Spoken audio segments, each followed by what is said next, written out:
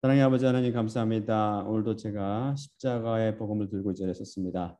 주께서 제게 주신 말씀 그대로 제가 전할 수 있도록 하옵시고, 또한 제가 받은 그대로 듣는 사람이 그것을 이해하고 받을 수 있도록 은혜를 내려 주시옵소서. 모든 말씀 우리 주 예수 그리스도 이름으로 기도드리옵나이다. 아멘. 자, 그럼 첫째 슬라이드 볼까요? 본 말씀 읽을 때 모두 다 일어서 주시기 바랍니다. 일어서 주세요. 요한계시록 7장 2에서 4절입니다. 또 해 뜨는 대로부터 올라온 살아계신 하나님의 인을 가진 다른 천사를 보았는데 그가 땅과 바다를 해롭게 함을 받은 네 천사를 향하여 큰 소리로 외쳐 이르되 우리가 우리 하나님의 노예들의 이마에 인치기까지 땅이나 바다나 나무들을 해하지 말라. 그리고 내가 인침을 받은 자들의 수를 들으니 이스라엘 아들들의 각각 지파 중에서 모두 14만 4천이니. 다 앉아주시기 바랍니다. 우리는 지금 위로부터 남에 대한 증거에 대해서 살펴보고 있습니다. 우리가 참으로 위로부터 났는지는 환란이 닥쳐오면 확연히 드러나게 될 것입니다. 환란이라는 것은 뭐냐면 세상의 끝에 일어날 한 일에 7년을 말하는데요.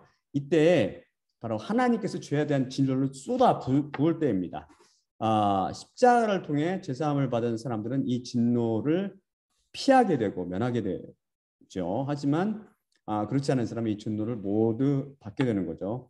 이 진노는 바로 재앙의 형태로 나타나게 될 것입니다.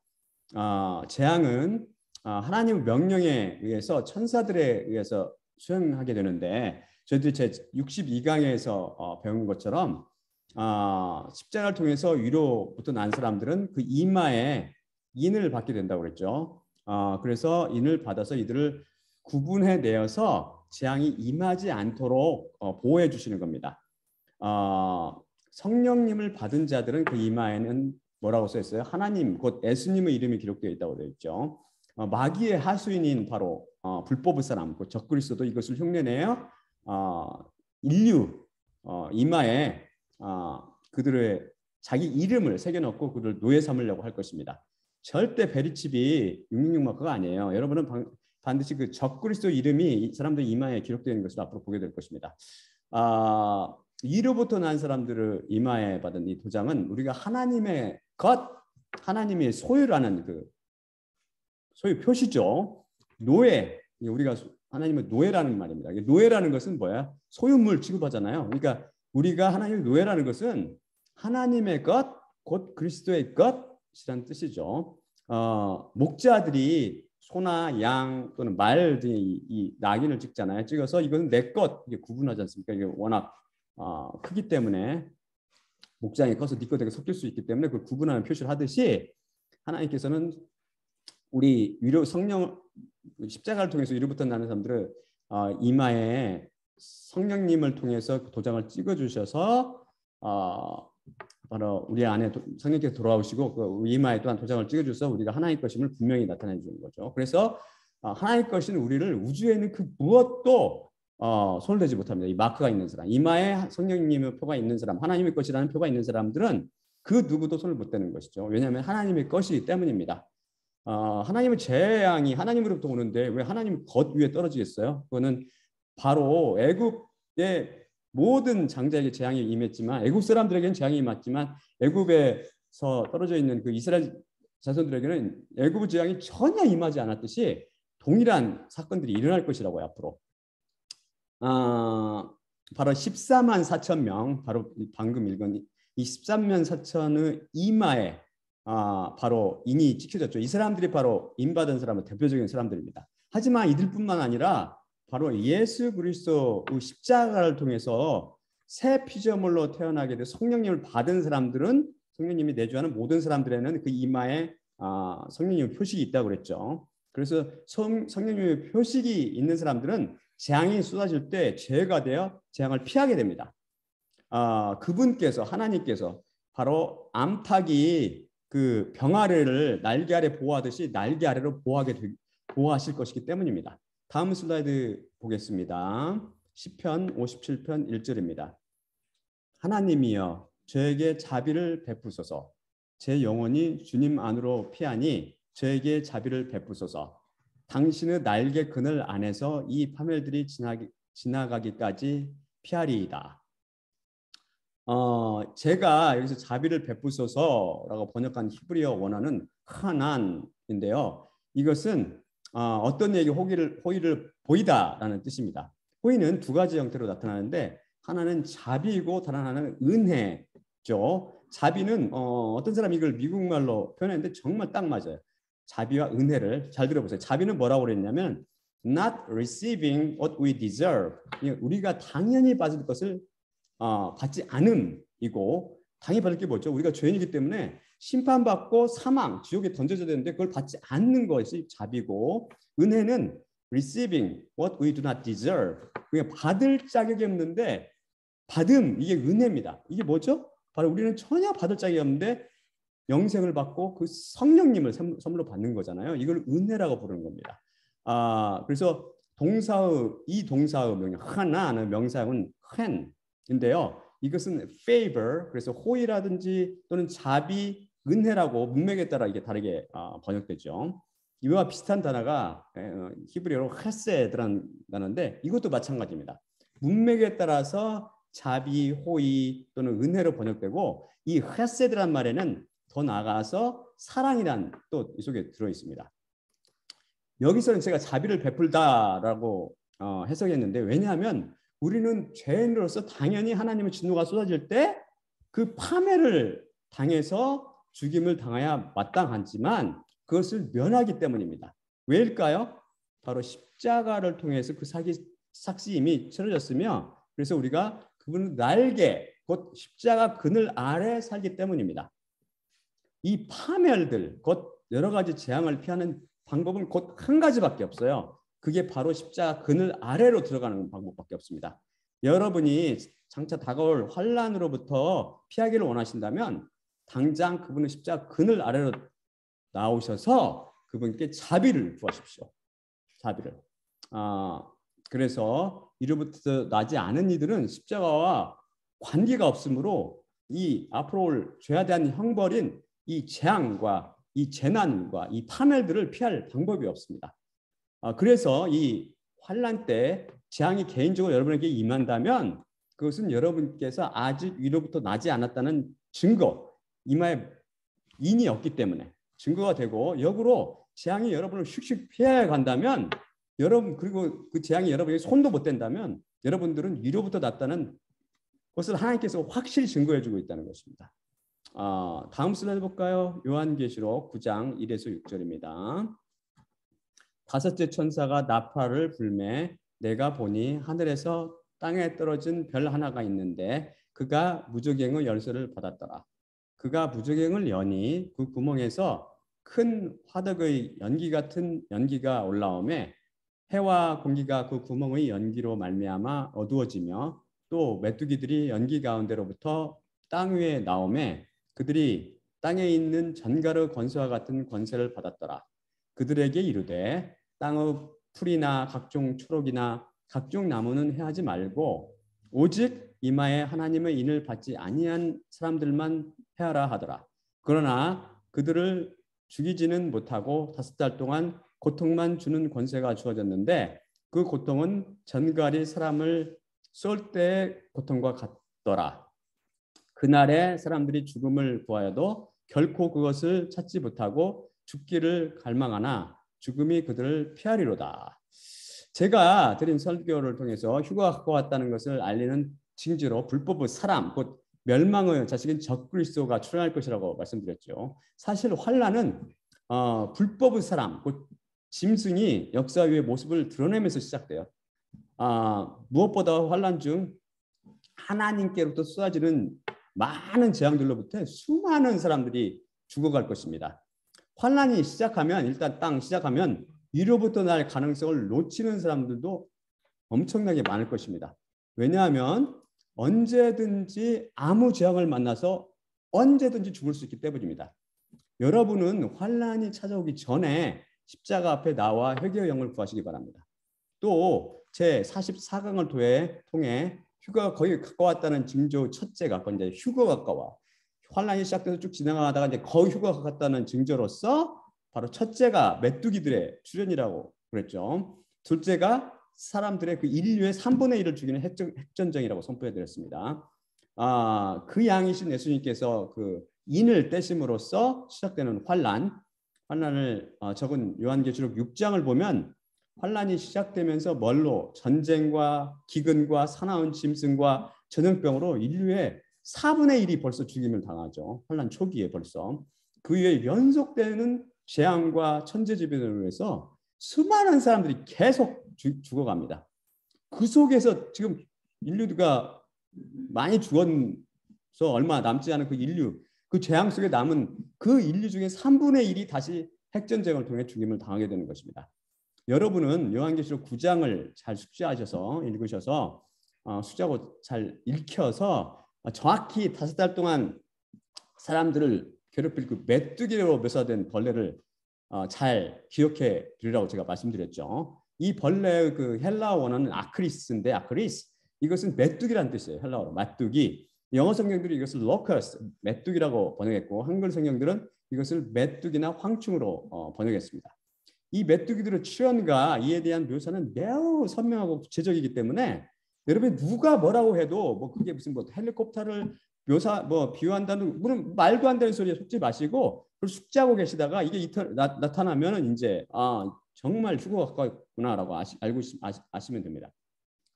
히브리어로 이 메뚜기는 아바돈, 헬라어로 아폴리온. 근데 이게 무슨 말이냐면 헬라어로 파멸자라는 뜻이에요. 파멸자, 멸망을 불러일으키는 파멸자. 이 메뚜기는 보통 메뚜기들과 달라서 푸른 풀이나 나무에는 관심이 전혀 없어요. 이것은 메뚜기인데도 오직 사람들만 5달 동안 괴롭힐 것입니다. 어떤 사람들을 공격하냐면 오직 이마에 하나님이 인이 없는 사람들, 인을 받지 않은 사람, 쉽게 말해서 위로부터 나지 않은 사람들만 골라서 공격합니다. 그때 그 고통은 상상을 초월한다고 그래서 뭐라고 그랬냐면 성경에 따르면 전갈이 쏘는 것 같은 고통이라고 그랬어요. 그래서 어떻게 아프든지 죽음을 갈망하게 된다고 그랬는데 죽음도 도망다닌다고 했어요. 죽고 싶어도 죽지 못하는 거죠. 그 정도 끔찍한 고통인 거죠. 여러분이 이 고통을 당하게 된다면 이것은 여러분께 성령님의 인이 이마에 찍히지 않았다는 것을 뜻하고 다른 말로 바꾸어 위로부터 나지 않았다는 증거가 되는 것입니다. 십자가를 통해서 성령을 받은 모든 그리스도인들은 하나님의 것이라는 그 표식이 이마에 찍혀 있기 때문에 우리 인간들 눈에 영의 눈이 열리지 않으면 인간들 눈에는 안 보이지만 메뚜기들은 그것을 쫙 식별해내는 거죠. 보여. 그 메뚜기들에는 보여요. 그래서 누가 십자가를 통해서 이로부터 났는지 그렇지 않으면 나지 않았는지 구분하는 거죠. 그래서 그 메뚜기가 공격하는 거고 그때까지 아직 십자가 일어나지 않은 사람들은 안타깝게도 전갈에 쏘이는 그런 무시무시한 고통을 하루 이틀도 아니고 5달 동안 정확히 당하게 될 것입니다. 여러분들이 그때 보시면 알겠지만 종교인들이 이 메뚜기의 고문을 당할 것입니다. 많은 종교인들이. 그리고 요한계시록의 예언성을 부인하거나 요한계시록을 지 멋대로 해석하는 사람 두려운 지도보다 거짓 선지자들이죠. 여기에 끼게 될 것입니다. 종교에는 십자가도 없고 구원도 없기 때문입니다. 여러분이 환란 때 많은 재앙 가운데 죽지 않고 살아남아 있지만 메뚜기 출현 때까지 아직 위로부터 나지 않아서 이것들에 의해서 고통을 당하신다면 여러분은 그래도 복받은 것입니다. 왜냐하면 회개할 기회가 아직 남아있기 때문이죠. 설마 메뚜기에게 고통을 당하면서까지 여러분은 나는 그래도 성령 받고 위로 났다고 우기진 않으시겠죠. 십자가를 통해 죄를 사해 주지 않고 십자가를 통해 제발 죄를 사해 주시고 메뚜기의 고통에서 해방시켜 달라고 하나님께 간절히 기도하십시오. 여러분이 생물학적으로 살아있는 한 비록 고통을 당하고 있지만 소망이 있습니다. 소망이. 다음 슬라이드 보겠습니다. 다음 슬라이드. 그런데 하나님께서는 왜 이렇듯 커다란 환난을 우리에게 주시는 것일까요? 요한계시록 3장 19절 내가 살아가는 자들마다 책망하며 훈육하노니 그러므로 내가 열심을 내서 회개하라. 요한계시록 9장 20절 이 재앙에 죽지 않고 남은 사람들은 손으로 행한 이를 회개하지 아니하고 오히려 여러 귀신과 또는 보거나 듣거나 다니거나 하지 못하는 금, 은, 돈과 목석의 우상에게 절하고. 다음 슬라이드 요한계시록 16장 9절. 사람들이 크게 태움에 태우어진지라. 이 재앙들을 행하는 권세를 가지신 하나님의 이름을 비방하며 또 회개하지 아니하고 주님께 영광을 돌리지 아니하더라. 사람들은 요한계시록 등 환난에 대한 기사를 읽으면서 불안과 공포를 느낄지 모르지만 저는 이 속에서 하나님의 자비와 은혜가 충만함을 봅니다. 그분께서는 사람들에게 죽을 때까지 회개할 기회를 계속 주시거든요. 환난을 통해서 회개라고 하는데 하나님을 통해서 돌아오는 사람이 있고 하나님을 통해서 오서 하나님을 거부하고 하나님을 비방하고 욕하는 사람들이 있죠. 안타깝게도 하나님을 통해서 그렇듯 가라지와 알곡을 분리해내는 작업을 할 것입니다. 다음 슬라이드 보겠습니다. 마태복음 3장 10에서 12절입니다. 이미 도끼가 나무 뿌리에 놓였으니 좋은 열매를 맺지 아니하는 나무마다 찍혀 불에 던져지리라. 나 자신은 너희로 회개하게 하기 위하여 물로 세례를 베풀거니와 내 뒤에 오시는 이는 나보다 능력이 많으시니 나는 그분의 신을 들기도 감당하지 못하겠노라. 그분은 성령과 불로 너희에게 세례를 베풀 것이요 손에 키를 들고 자기의 타작마당을 정하게 하여 알곡은 모아 곡간에 들이고 쭉정이는 꺼지지 않는 불에 태우시리라. 마태복음 3장 11절이 지금 여기 방금 읽은 구절 중에 3장 11절이 가장 잘못 해석되고 있는 구절 중에 하나죠. 곧 그분은 성령과 불로 너희에게 세례를 베풀 것이요가 그 구절인데요.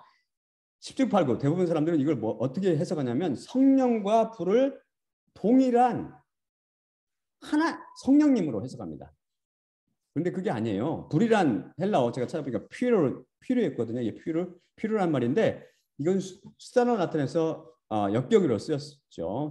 역격은 수단을 나타낸다고 그러잖아요. 불로써 이 말이죠. 제가 신약 성경에서 이 단어를 쭉 검색해 보니까 모두 71회 제가 가진 그 성경 컴퓨터 프로그램 통해서 해보니까 71회 쓰였는데 성령님을 분명히 암시하는 구절은 지난 시간에 배운 성령 강림 사건 기사에서 나온 마치 불처럼 갈라진 혀들이 그들에게 나타나로 된 그 딱 한 곳이고 거의 대부분 지옥불을 묘사할 때 쓰였고 또 하나님을 가리키는 경우도 있었는데 이때는 성부 하나님을 가리킵니다. 바로 히브리서 12장 29절로 우리 하나님은 소멸하는 불이시기 때문이라 바로 그것입니다. 그것도 지옥불을 연상시키죠. 성경 말씀 중 성령님은 오히려 기름으로 성경 중에서는 묘사돼요. 세례 요한의 말씀에 따르면 예수님께서는 성령과 불로 세례를 베푸십니다. 세례를 베풀다라는 말은 헬라어로 밥티조인데요. 원어적 의미는 정결하기 위해 애식에 따라 불로 씻다라는 의미입니다. 하나님께서는 어떻게 해요? 구약 정결 애식을 통해서 부정한 것들을 물로 씻어 깨끗하게 하라고 명령하시죠. 구약을 통해서 물이 부정을 제거하기 때문입니다. 하지만 이것은 그릇이나 제사도구 기타 등등에 국한하였고 인간의 죄는 씻어주지 못합니다. 물은. 그래서 예수님께서 우리를 죄로부터 정결케 하기 위해서 십자가를 통해서 물과 성령으로 세례를 베푸심으로 우리를 유로부터 나게 하셨고 거룩하게 하고 깨끗하게 하셨다고 여러 번 제가 살펴봤죠. 우리가 물과 성령으로 깨끗하게 하기를 거부하는 사람들은 그럼 어떻게 됩니까? 세례요한이 말했다시피 이 사람들은 불로 세례를 받게 됩니다. 불을 통해야 깨끗하게 불을 통해서 깨끗하게 됩니다. 불은 깨끗하게 하는 능력이 있습니다. 다음 슬라이드 볼까요? 민수기 31장 20에서 23절입니다. 또한 너희는 모든 의복과 모든 가죽 품목과 염소로 만든 모든 것과 나무로 만든 모든 품목을 깨끗하게 할지니라. 또 제사장 엘르아살이 싸움에 나갔던 부인들에게 이르되 이는 여호와께서 모세에게 명령하신 율법의 규례니라. 하지만 금과 은, 동, 철, 주석과 납, 불 속에 들어갈 모든 것은 불 속을 통과하게 하라. 그리하면 깨끗하려니와 그렇지만 부정을 씻는 물로 그것이 깨끗하게 될 것이며 또한 불 속에 들어가지 않을 모든 것은 너희가 물속을 통과하게 할지니라. 여기서 말씀하듯이 불은 깨끗하게 하는 효과가 있죠. 그래서 물과 성령으로 곧 십자가를 통해서 깨끗해지기를 거부하는 사람들은 불 속을 통과해야 됩니다. 세례 요한이 말한 바로 불 세례는 바로 세례를 주는 불인 지옥불을 의미합니다. 그래서 그는 그 뒤에 바로 연이어서 이 불이 지옥불임을 바로 덧붙이고 있는 거죠. 이 불이 바로 죄로 덮여진 사람의 마귀의 그리고 죄로 덮여진 사람과 마귀 그리고 마귀의 추종자들에게 세례를 주는 거죠. 정결 내식을 행하는 것입니다. 하나님 앞에서. 지옥은 바로 더러운 마귀와 그 추종자들과 그 자녀들, 십자가를 거부한 사람들을 정결케 하는 곳입니다. 쭉정이를 꺼지지 않는 불에 태우는 것이 바로 하나님이신 예수 그리스도께서 죄로 더러워진 존재들이 행하는 세례시죠. 우리는 제 13강 십자가 비밀 1편을 통해서 어떻게 지옥불이 무슨 색깔이라고 그랬어요? 기억나세요? 까만 색깔, 검은 색깔이라고 그랬죠. 거기에 왜 검은 색깔이라고 그랬어요? 소금 성분이 들어가 있기 때문에. 소금 성분이 들어갔기 때문에 바로 검은 색깔이라고 그랬습니다. 구약 시대에 소금은 어떻게 썼냐면 하나님께서 바로 향이나 모든 소재물에 소금을 넣게 했어요. 왜 그런지 아세요? 바로 이 소금을 통해서 향이나 소재물이 깨끗해지고 거룩해지기 때문입니다. 그래서 결국 이 소금은 모든 것을 깨끗해 하고 거룩해 가는 예수 그리스도를 비유한다고 살펴봤었죠. 그래서 지옥에 떨어진 마귀와 그 추종자들은 모두 불과 소금으로 세례를 받게 될 것입니다. 그런데 안타깝게도 죄를 진실로 씻어주는 능력은 바로 불도 아니고 지옥불의 성분인 소금도 아니고 오직 그 양의 피, 예수 그리스도 피밖에 없습니다. 그래서 그들이 불과 소금의 세례를 영원히 받으며 결코 영원히 받지만 결코 깨끗해지지 아니하고 구더기로 통해서 영원히 형벌 받으면서 영원히 거룩을 향한 몸부림을 치게 되는 것입니다. 하지만 여기서 말했다시피 민수기를 잘 읽어보면 뭐라고 써있냐면 하지만 금과 은, 봉, 철, 주석과 납, 불 속에 들어갈 모든 것은 불 속을 통과하게 하라. 그리하면 깨끗하려니와 그렇지만 이라고 됐죠. 그렇지만 부정을 씻는 물로 그것이 깨끗하게 될 것이며 결국 불을 통과한 것들도 다시 부정을 씻는 물로 씻어야 최종적으로 깨끗해진다는 것입니다. 물은 십자가를 통해 예수님과 함께 십자가에 못 박혀 죽는 세례를 의미한다고 이미 살펴봤었죠. 결국 십자가 외에는 죄를 해결할 방법이 전혀 없는 것입니다. 예수님께서는 바로 환난을 이용하셔서 알곡과 쭉정이 곧 진짜와 가짜를 구분해내실 것입니다. 그분은 그 퀴즈를 하시면서 불러일으키는 바람이 바로 환난을 비유하는 거죠. 다음 슬라이드 보겠습니다. 에스겔 14장 12에서 23절입니다. 여호와의 말씀이 내게 임하여 이르시되 인자야 만일 어떤 나라가 율법을 행하여 내게 범죄하면 나는 내 손을 그 위에 펴서 그 의지하는 양식을 끊고 기근을 내려 사람과 짐승을 그 나라에서 끊을 것인데 노아, 다니엘, 욥 이 세 사람이 그들 중에 있다면 그들은 그들의 이로 인해 그들의 영원히 구원을 받을 것이니라. 나 주 여호와의 말씀이니라. 만일 내가 사나운 짐승을 그 땅에 다니게 하여 그 땅을 황폐하게 하여 사람이 그 짐승 때문에 능히 다니지 못하게 되리라. 이 사람이 거기에 있다면 나의 삶을 두고 말씀하노니 아들들과 딸들을 구원하고자 할지라도 오직 자기들만 구원받을 것이고 그 땅은 황폐하리라. 혹은 내가 칼이 그 땅에 임하게 하고 명령하기를 카라 그 땅에 돌아다니라 하고 내가 사람과 짐승을 거기에서 끊는다면 이 사람이 그들 중에 있을지라도 나의 삶을 두고 말씀하노니 아들들과 딸들은 구원하지 못하고 오직 자기들만 구원받으리라. 내가 그 땅에 전염병을 내려 피로 내 분노를 그 위에 쏟아 사람과 짐승을 거기에서 끊으리니 노아, 다니엘, 욥이 그들 중에 있다면 나의 삶을 두고 말씀하노니 아들이나 딸을 구원하고자 한다면 그들은 그들의 의로 인해 그들의 영혼을 구원하리라. 주 여호와께서 이같이 이르시되 내가 나의 네 가지 중한 벌 곧 칼과 기근과 사나운 짐승과 전염병을 예루살렘에 함께 내려 사람과 짐승을 그 중에서 끊으리니 그 해가 더욱 심하지 아니하겠느냐. 그러나 보라, 그 가운데 탈출한 남은 자들이 있을 것인데 그들은 그곳에서 인도되어 나오는 아들들과 딸들이니 보라, 그들이 너희에게로 나아오니 너희가 그들의 길과 행위를 볼 것이며 내가 예루살렘에 내린 재앙 곧 그 내린 모든 일에 대하여 너희가 위로를 받을 것이라. 너희가 그들의 길과 행위를 볼 때 그들에 의해 위로를 받고 내가 예루살렘에서 행한 모든 일이 이유 없이 한 것이 아닌 줄을 알리라. 주 여호와의 말씀이니라. 제 54강을 통해서 이 본문 말씀을 정확히 공부했죠. 그러면서 이게 뭐라고 그랬어요? 이 구절이 요한계시록 6장 1에서 8절과 정확히 일치한다고 살펴봤습니다.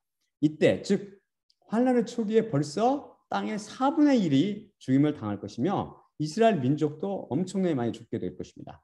노아와 다니엘, 욥 세 사람이 있어도 이들 자신만 겨우 건질 정도니까 얼마나 많은 사람들이 죽임을 당하겠습니까? 여러분은 그 속에서 끼어서 살아남을 자신이 있으십니까? 하나님께서는 에스겔을 통해 예언하듯이 하나님의 백성 중 남은 자들 그 자들을 회개시켜서 하나님께 돌아오게 하고 결국은 십자가를 통해 그들에게 의를 이루어 그 영혼을 구원하시게 될 것입니다. 하나님께서는 바로 환난을 통해서 이와 같은 엄청난 환난을 통해서 자신의 백성들을 죄와 사망과 마귀 권세로부터 구원해 내시는 것이죠. 이 얼마나 놀라운 지혜죠, 하나님의. 따라서 여러분이 환난 중에 죽지 않고 살아남아 있는데 아직 위로부터 나지 않았다면 십자가 앞에 나와서 그분께 자비와 은혜를 간절히 간구하시기 바랍니다. 환난은 에스겔서와 요한계시록이 밝히 증언하듯이 죄에 대한 심판이요 재앙입니다. 징벌입니다. 위로부터 나서 하나님의 인이 찍힌 사람들은 건들지는 않아요. 그래서 노아와 다니엘, 욥이 건짐을 받은 것입니다. 그들은 이미 십자가 사건을 경험했기 때문입니다. 예수님께서 그들 대신 하나님의 진노잔을 마신 덕분이죠. 하나님께서 이미 치른 죄의 삭을 다시 묻지 않으시죠. 왜냐하면 그분은 그렇게 된다면 불의 하나님이 되고 마시겠잖아요. 죄의 삭을 치렀는데 또 물르신다면. 하지만 절대 그럴 리 없죠. 그래서 위로부터 나지 않아 제가 그대로 남아 있는 사람들은 무섭고 떨리는 사건들이 일어날 때 이것에 대해서 절망하지 마시고 이게 바로 회개할 마지막 기회를 주시는 은혜의 기간임을 명심하시기 바랍니다. 다음 슬라이드 보겠습니다. 요한계시록 7장 9에서 17절입니다. 이런 일들 후에 내가 보니 보라 아무도 능히 그를 셀 수 없는 많은 무리가 모든 민족과 모든 종족과 백성과 방언에서 나와 흰옷을 입고 그들의 손에 종려나무 가지를 들고 보좌 앞과 그 양 앞에 서서 큰 소리로 외쳐 이르되 구원이 보좌 위에 앉으신 우리 하나님과 그 양께 있도다 하니 천사들이 모든 보좌와 장로들과 내 생물의 주위에 서 있다가 보좌 앞에 그들의 얼굴을 대고 엎드려 하나님께 경배하여 이르되 아멘. 찬양과 영광과 지혜와 감사와 전기와 권능과 힘이 우리 하나님께 영원히 있도다. 아멘 하더라. 그러자 장로들 중 하나가 대답하여 나에게 이르되 이 흰옷을 입은 자들이 누구며 또 어디서 왔느냐? 이에 내가 그에게 말하기를 내 주여 당신이 아시나이다 하니 그가 나에게 이르되 이들은 큰 환난으로부터 오는 자들인데 그 양의 피 안에 그들의 옷을 씻어 희게 하였느니라. 이로 인해 그들이 하나님의 보좌 앞에 있으며 또 그분의 성전 안에서 밤낮으로 그분을 경배하며 보좌에 앉으신 이가 그들 위에 장막을 치시리니 그들이 다시는 줄이지도 아니하며 목마르지도 아니하고 해나 타는 열기가 그들 위에 떨어지지도 아니하리니 이는 보좌 가운데에 계신 그 양이 그들을 양치며 생명샘들의 물로 인도하고 하나님께서 그들의 눈에서 모든 눈물을 씻어주실 것이기 때문이라.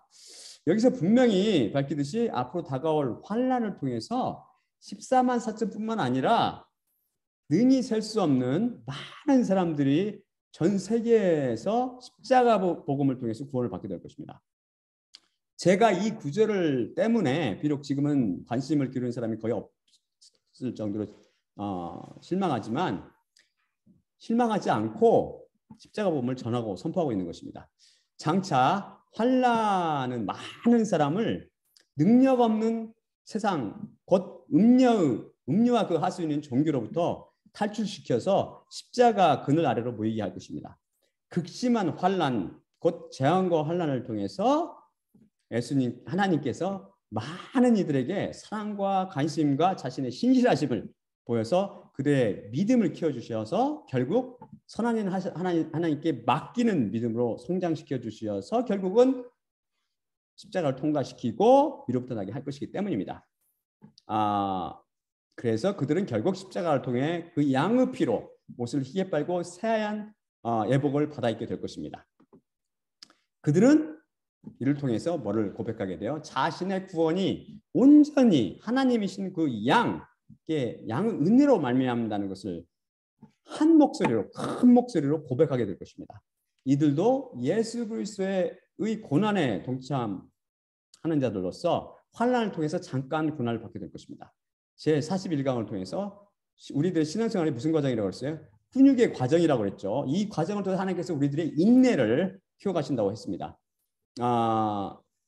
바로 이걸 통해서 우리가 하나님께 맡기고 그분을 절절 따라가는 그런 신앙을 키워주시는 거죠. 그렇기 때문에 여러분도 마찬가지로 환난이 오면은 두려워하지 마시고 그분께 맡기고 그분을 절절 따라가시기 바랍니다. 그 42강에서 배웠죠. 등과 기름을 준비한 그 슬기로운 다섯 처녀, 바로 이 슬기로운 다섯 처녀가 이들을 이 수많은 무리들을 대표하는 거죠. 그 지혜롭게 되세요. 슬기롭게 등과 기름을 준비하시기 바랍니다. 사실 환난은 세상에 속한 사람들에게는 재앙이지만 남은 자들에게는 곧 십자가를 통과한 그리스도인들에게는 위로가 되며 힘들지 않게 이기게 됩니다. 왜냐하면 성경의 예언들이 무섭도록 정확히 성취되는 것을 직접 보고 경험하게 되면서 우리는 바로 우리가 신뢰하는 하나님께서 정말 살아계시고 정말 놀랍고 두려운 분이라는 것을 다시 한번 깨닫게 될 것이기 때문입니다. 당연히 더더욱더 믿고 맡기게 되겠죠. 또한 우리들이 바라는 바 휴거와 부활이 가까이 왔다는 것을 마귀에 왔다는 것에 대한 증거이기 때문에 커다란 소망을 가지고 이걸 기다리게 되는 거죠. 무엇보다도 우리 안에 계신 그 위로의 영이요 능력의 영인 성령님이 함께 하시기 때문에 환난을 힘들지 않게 이해하게 될 것입니다. 하지만 자기가 위로부터 난지 시험하겠다고 환난 중에 찾아올 그 사망이란 그 무서운 전염병, 유형성 출혈염과 같은 그 병이라고 그랬죠. 피를 쏟으며 죽는 그 병과 메뚜기, 스스로를 노출시키는 그런 어리석음을 범하지 마시기 바랍니다. 바로 이집트 군대가 하나님을 시험하다가 모두 어떻게 돼요? 물에 빠져 죽었죠. 하나님께서는 오직 그분의 자신의 백성들만 지키십니다. 여러분이 제가 드린 설교를 통해서 성령을 받았다고 확인되시면 전염병과 전쟁, 기근, 메뚜기, 기타 재앙이 있을 때 두려워하지 말고 조용히 기도하면서 휴거를 인내로 기다리시기 바랍니다. 그것을 호기심으로 시험하고 싶은 것도 또한 저 유혹일 가능성이 크죠. 다음 슬라이드 보겠습니다. 잠언 22장 3절입니다. 영리한 자는 재난을 보면 숨어도 단순한 자는 지나가다가 벌을 받느니라. 마지막으로 자신이 위로부터 나는지를 확인하는 방법은 자신이 휴거에 참여하는지를 보면 합니다. 부활의 한 모습인 휴거는 모두 부활의 영인 성령님을 통해서 일어난다고 그랬죠. 여러분 안에 그 성령님께서 안에 계시지 않으면 절대 부활이나 휴거에 동참할 수 없으세요. 그래서 하나님의 백성들이 다 휴거돼서 사라졌는데 자신이 이 땅에 남게 된다면 난 정말 위로부터 나지 않았구나. 내 안에 성령님이 안 계시구나라고 그때 깨달으셔야 됩니다. 하지만 절대 늦지 않았습니다. 아직도. 이제는 겸손해질 때죠. 이제는 정신을 차릴 때입니다. 그래서 이제는 세상으로부터 곧 종교로부터 도망쳐 나올 때입니다. 여기서 살아남는 방법은 두 가지라고 우리 배웠죠. 첫째가 뭐예요? 짐승의 표를 받으면 영원한 지옥불에 들어가기 때문에 짐승의 정부에 잡혀서 목베어 순교를 당하는 것이 첫째고, 둘째는 예수님께서 강림하실 때까지 그 적그리스도를 피해서 숨어 지내는 것이라고 그랬죠. 이스라엘로 도망가시죠. 이스라엘로.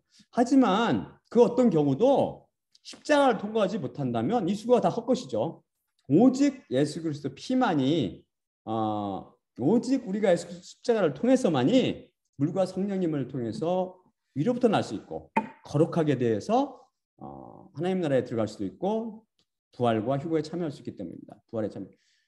또 다른 부활이라고 그랬죠. 부활에 참여할 수 있기 때문입니다. 제가 오랜 시간 위로부터 남에 대해서 설교를 했는데 만일 여러분이 십자가를 통해서 위로부터 나지 못했다면 제 말씀을 이해하지 못할 가능성이 굉장히 큽니다. 죄의 권세로부터 해방된다는 게 무슨 뜻이고 죄책감으로 자유롭다는 뜻이 무슨 뜻인지 하나님의 성품인 성령님의 은사가 어떤 것이고 하나님의 능력인 성령님의 은사가 어떤 능력을 의미하는지 또한 맡긴다는 게 무슨 뜻인지 어떻게 하는 것인지 이해하지 못할 것입니다. 이것들은 진실로 십자가를 통해서 성령님을 받아야 100% 이해할 수 있습니다. 쉽게 한 가지 예를 들면 좀 이제 세상적인 예를 들면 술을 먹어보지 못한 사람은 술에 취한다는 게 무엇인지 그 기분을 이해하지 못하죠. 맹물을 마시면서 술 취한 기분을 절대 낼 수 없죠. 또한 땅에서 기어다니는 벌레가 훨훨 하늘 날아다니는 나비의 심정을 상상하거나 이해할 수 없죠. 십자가를 통해서 이로부터 나서 성령님에 취하지 않고는 이 놀라운 상태를 이해할 수 없습니다. 이 상태를 경험하지 못하니까 어떻게 돼요? 부러워하지도 않아요. 목매고 매달리지 않는 거죠. 왜냐하면 마귀와 여러분을 장악하고 있는 죄 때문입니다. 그게 바로 어려운 문제이고 하나님의 자비와 긍휼하심에 맡길 수밖에 없는 분야입니다. 하지만 실망하지 마시고 제 설교를 꾸준히 천천히 반복해서 들으십시오. 예수님은 말씀이 크레마로 살아나서 여러분을 언제든지 위로부터 나게 할 수 있기 때문입니다. 이것은 절대 거짓 없는 예수님의 약속이죠. 제가 왜 당신은 위로부터 났습니까? 라는 설교를 이렇게 오랜 기간을 투자해서 강의하시는지 아십니까? 그것은 첫째, 제 마음을 주장하시는 성령님께서 원하시는 바이기 때문입니다. 성령님께서는 여러분 중 단 한 명이라도 더 위로부터 나서 하나님의 백성으로 살기를 원하십니다. 그 이유는 둘째, 그리스도 십자가 사건이 죄사함에 대한 단순한 상징적인 사건이 아니라는 것을 말씀드리고 싶기 때문입니다. 여러 차례 살펴봤듯이 십자가는 참으로 우리를 죄와 사망과 마귀 권세로부터 해방시키는 능력과 지혜가 있다고 그랬죠. 하나님의 능력과 하나님의 지혜라고 그랬습니다. 만일 그리스도 십자가 단순히 상징적인 의미만 있다면 우리는 아직도 죄 가운데 있을 것이며 죄로 인해 고통받고 있을 것이고 그리스도 피가 우리의 죄를 진실로 씻어지 못하므로 죄가 그래도 남아 있어서 어떻게 돼요? 결과적으로 그리스도께서 죄를 위해서 헛되이 죽어졌다는 결론이 되어버립니다. 예수님의 피를 죄의 문제를 절대 해결하지 못하는 짐승의 피처럼 여기는 엄청나고 두려운 죄를 범하지 마십시오. 위로부터 났는지를 계속 살펴보면 셋째 이유는 하나님께서는 참으로 살아계시다는 것을 확인시켜드리기 위해서입니다. 하나님께서는 참으로 살아계시고 그분의 독생자 예수님도 살아계시고 또한 그분께서 이루신 죄사함도 참으로 일어났고 죄사함으로 결과로 찾아온 성령님께서도 참으로 우리 안에 살아계신다는 겁니다. 위로부터 난 사람들 안에. 하나님께서 살아계시지 않다면 죄사함도 거짓이고 성령님도 단지 가상적인 존재일 것입니다. 그러면 우리의 죄사함이 참으로 일어나지 않을 뿐만 아니라 우리 마음속에 가상적으로 일어난 죄사함 후에 찾아온 그 성령이라는 존재도 우리에게 아무런 변화도 일으키지 못할 것이죠. 우리를 살리고 변화시키는 능력의 영이 참으로 존재하지 않기 때문입니다. 예를 들면 사막에서 신기루를 만나서 물을 마시면 갈증이 해소됩니까? 그것은 다시 허상이기 때문에 우리 갈증 해소에 아무런 도움이 안 되죠. 그러나 오아시스의 물을 만나서 이 물을 마시면 우리 갈증을 진실로 해소할 수 있습니다. 왜냐하면 상징적인 물이 아니라 실제로 존재하는 물이기 때문입니다. 마찬가지로 하나님께서 참으로 살아계시고 죄사함이 참으로 일어났으며 그 죄사함의 결과로 성령님께서 참으로 우리 안에 와 계신다면 그분이 참으로 우리를 죄와 사망과 마귀 권세로부터 참으로 해방시켜 주시고 우리를 새 피조물로 변화시켜 주실 것입니다. 술을 마시면 어떻게 돼요? 우리가 참으로 취하듯이 성령님이 우리 안에 찾아오시면 우리 속사람이 참으로 변하게 되는 거죠. 왜냐하면 성령님이 참으로 계시기 때문에 그렇다는 것입니다. 성령님이 참으로 계시기 때문에 죄사함의 결과로 발생하는 여러 변화들이 참으로 일어나는 것이죠. 따라서 그런 결과를 통해서 하나님께서 참으로 살아계시다는 것을 역으로 증명할 수 있는 것입니다. 예를 들어서 의사인 제가 어떤 사망 신고를 많이 하죠. 지금은 전문이기 때문에 거의 안 하는데 옛날에 렌트 있을 때 한국에 렌트할 때나 미국에 렌트할 때나 사람이 죽게 되면은 간호사가 호출하죠. 아 누구 죽었 이제 사망한 것 같으니 사망 신고 해주십시오. 이렇게 하면 어떻게 우리 의사들이 판단하냐면 사람은 생명이 보이지 않기 때문에 생명이 떠나갈 때 보이나요? 안 보이기 때문에 이 사람이 죽었는지를 이 사람 맥박과 호흡과 동공을 확인해요. 맥박이 왜 죽은 사람은 맥박이 딱 먹고 호흡이 먹고 그 다음에 동공이 쫙 열리거든요. 풀려버립니다. 쭉 확대되죠. 그게 사람이 죽었다는 증거죠. 속이 생물학적인 생명이 보이지 않기 때문에 생명이 떠날 때 오는 그런 다른 징후, 곧 맥박이 먹고 호흡이 먹고 동공이 확대되는 것 같은 증거를 통해서 사망신고를 하는 겁니다. 마찬가지로 하나님께서 우리 눈에 보이지 않기 때문에 그분께서 우리 안에 와 계시면 생기는 그 증상과 증후를 통해서 간접적으로 그 살아계심을 객관적 또는 주관적으로 확인해 볼 수 있는 것입니다. 하나님께서는 바로 자신의 존재를 전 세계 세상 사람들이 확실히 나타내 보이셨다고 그랬죠. 그게 뭐라고 그랬어요? 성령 강림 사건을 통해서 바로 전 세계 그 다른 방언으로 이렇게 들리게 함으로써 하는 그 상태 헐레라고 배웠고, 그 다음에 성령님의 은사를 통해서 이를 확인할 수 있는데, 하지만 저번 시간 살펴본 것 같이 음녀에 속한 이 세상의 종교가 이 은사를 거짓으로 바꿔버려서 은사라는 것들이 전혀 능력이 동반되지 않기 때문에 성령님의 은사란 존재하지 않으며, 따라서 성령님이 안 계시는 것처럼 많은 사람을 미혹시키고 있습니다. 하지만 이로부터 나서 성령님을 받은 사람들은 하나님의 영인 성령님을 통해서 성령님의 열매를 맺어 그분의 성품에 참여하게 되고, 또한 성령님의 은사를 통해서 그분의 능력을 나날이 경험하게 됩니다. 또한 제가 위로부터 났는지를 거듭 확인하는 넷째 이유는, 마지막 이유는 자기의 병의 상태를 알아야 고침을 받을 수 있기 때문입니다. 예수님을 대적하고 시험했던 바리새인들은 자기들이 위인이라고까지 주장했기 때문에 결국은 죄사함 받지 못하고 모두 지옥으로 던져지게 됐죠. 보나마나 병에 걸렸다는 것을 알아야지, 그걸 깨달아야지 의사한테 찾아올 거 아니에요. 여러분이 병이 들었는지 아니면 건강한지 제 설교를 통해서 자신을 뭐라고 해요? 시험하고 면밀히 관찰해서 페이라조 앤 도키마조 하라고 그랬죠. 그리고 자신이 건강한지 한번 체크해 보십시오.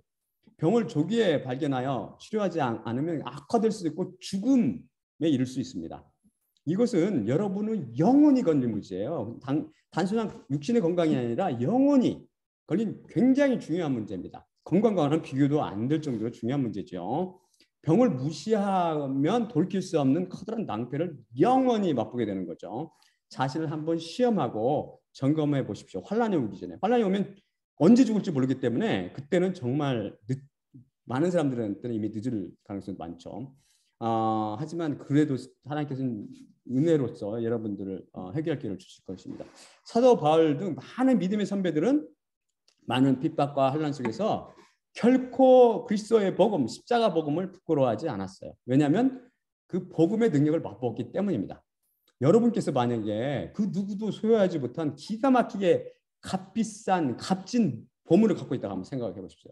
그럼 여러분이 그걸 부끄러워하겠습니까? 아니면 그걸 자랑할까요?